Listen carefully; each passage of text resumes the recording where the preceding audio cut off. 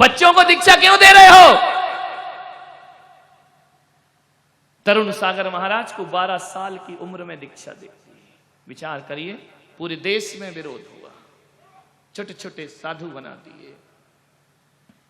आचार्य महाराज ने कहा कोई दिक्कत नहीं। जब आपकी इसी नसिया में आचार्य विद्यासागर जी महाराज की दीक्षा हो रही थी, पहले जवान थे, आचार्य ज्ञान सागर से कहा कि आप ये क्या कर रहे हैं? 22-23 साल के बच्चे को दीक्षा दे रहे हैं, जरा पक जाने दीजिए। ज्ञान सागर ने कहा शिष्य पका है या नहीं पका, ये गुरु का काम है, समाज का कोई काम नहीं हुआ करता है। कसौटी तो गुरु कसा करते हैं। पहले जवान दीक्षा का विरोध था, बूढ़े लोग ही दीक्षा लेते थे। जब दीक्षाएं दी गई, उन्होंने हमें पढ़ाया, लिखाया, योग्य बनाया, और एक दिन उन्होंने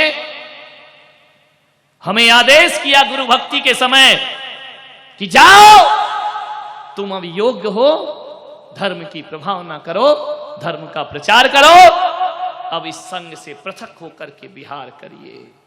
आंखों में अश्रु, गुरुदेव गलती क्या हुई? हमें क्यों संघ से हटाया जा रहा है? बोले संघ से नहीं हटा रहे, जाओ धर्म की प्रभावना करो, अभी हमें कुछ नहीं आता। गुरुदेव ने कहा कि हम जानते हैं तुम्हें क्या आता है और क्या नहीं आता है।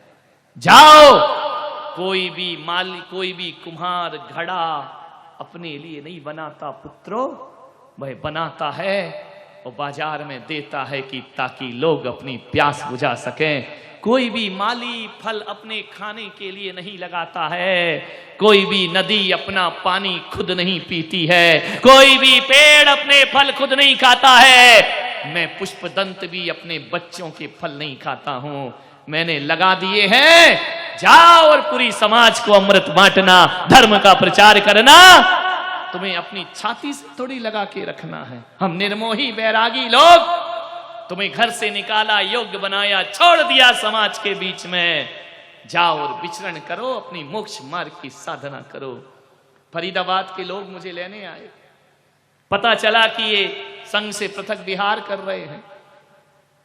लोगों ने कहा महाराज उस समय तो मैं बहुत छोटा था, उम्र में छोटा तो अभी भी हूं, उम्र में बहुत छोटा था।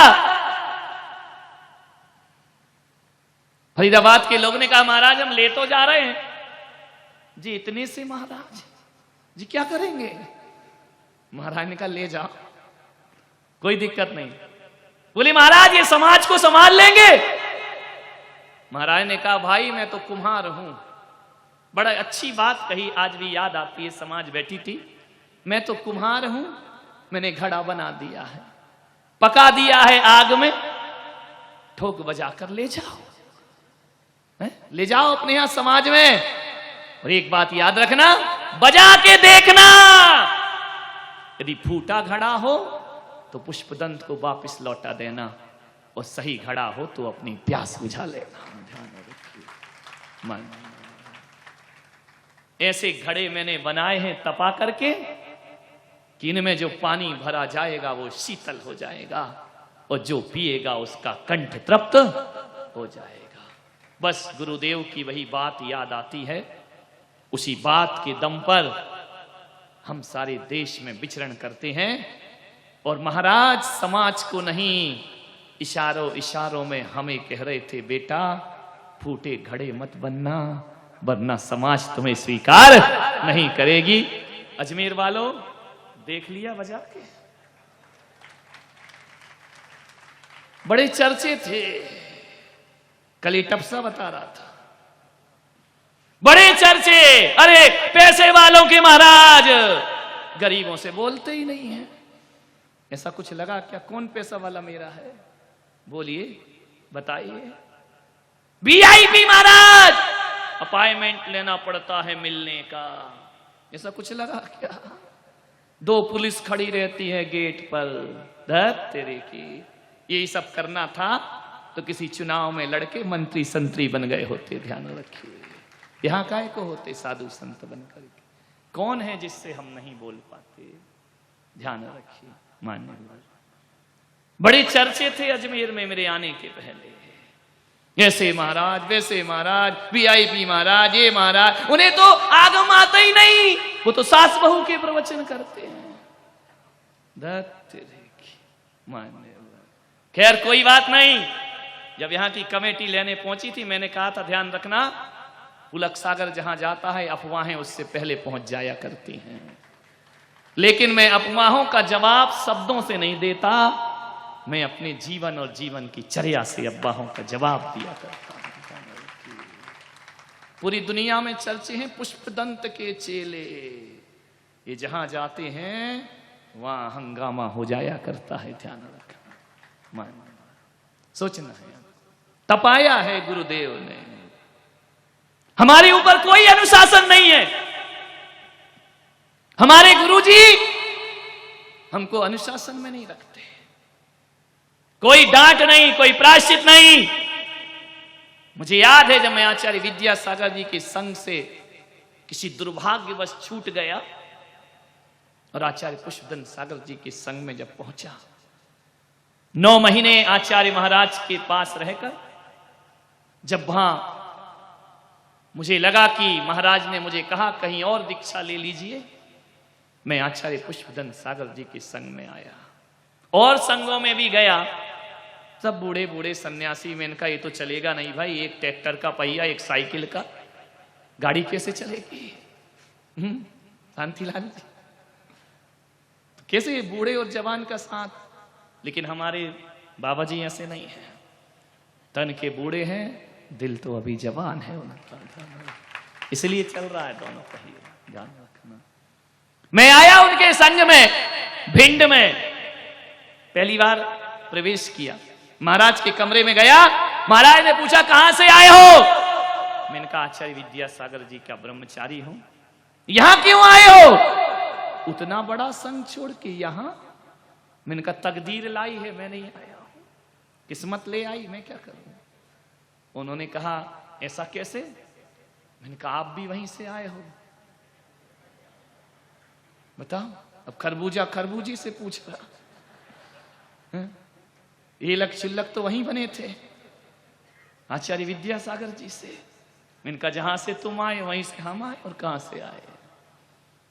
उन्होंने कहा कहो क्या कहना चाहते? मैंने कहा मुझे संग में रहना है, दीक्षा लेना है। वहां क्यों नहीं ली दीक्षा? मैंने कहा किस्मत में नहीं था, घर से निकाल दिया।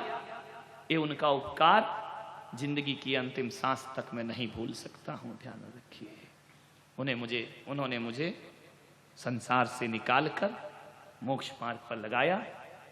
ऐसे आचार्य विद्यासागर जी महाराज, जिनके इसके रोम रोम पर उनका ऋण है इस जिंदगी में। ध्यान रखिए। और जब मैं आया महाराज से, मैंने कहा महाराज, आचार्य पुष्पदंत सागर जी ने कहा ध्यान रखना, वो संग और ये संग बिल्कुल डिफरेंट है, बिल्कुल विपरीत, कहीं से मेल नहीं खाएगा। सोच लो, यहां रह लोगे और तुम बुंदेलखंडी, 100 डंडी, एक बुंदेलखंडी। बोले तुम तो कमियों पर ही ध्यान देते हो। मैंने कहा जरूर। मैंने कहा महाराज, उन्होंने कहा 8 दिन मेरे साथ रहो, पसंद आए। सबसे ज्यादा आचार्य पुष्पदंत सागर जी का एक खुला दिल जो है ना, उसने मुझे उनका कायल कर दिया। ध्यान रखें, उदार वृत्ति, दीवाना बना दिया। उन्होंने कहा 8 दिन रहो, मन करे तो रहना, नहीं करे तो चले जाना। 8 दिन बाद जब मैं गया दीपावली वाले दिन, मैंने कहा महाराज मैंने रह के देख लिया, मैं आपसे ज्ञान प्राप्त करना चाहता हूं, एक बात बताएं गुरुदेव, आपके संग का अनुशासन क्या है? मुझे किस अनुशासन में रहना है? उन्होंने मेरे शीश पे हाथ रखा और कमरे में, बंद कमरे में मुझसे कहा, ब्रह्मचारी मैं किसी को अनुशासन में नहीं रखता हूं, कोई कानून नहीं है मेरे यहां का, बस एक ही कानून है, यदि तुम सच्चे बैरागी होगे खुद अनुशासित रहोगे, और बैराग्य सच्चा नहीं होगा तो मेरा अनुशासन भी तुम्हें बदल नहीं पाएगा, मेरा अनुशासन तुम्हें तोड़ेगा। यदि आपके अंदर वैराग्य नहीं है, आपके अंदर ज्ञान पाने की पिपासा नहीं है, और मैं डांट डांट कर भी बनाऊं तो तुम मेरी नजरों के पीछे मेरे सारे नियम तोड़ोगे। लेकिन मैं तो उस तरह का आचार्य हूं कि जो सन्यासी होगा खुद अनुशासित रहा करता है।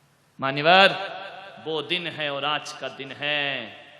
मेरे गुरु ने आज तक मुझे कभी डांटा नहीं है, ध्यान रखना।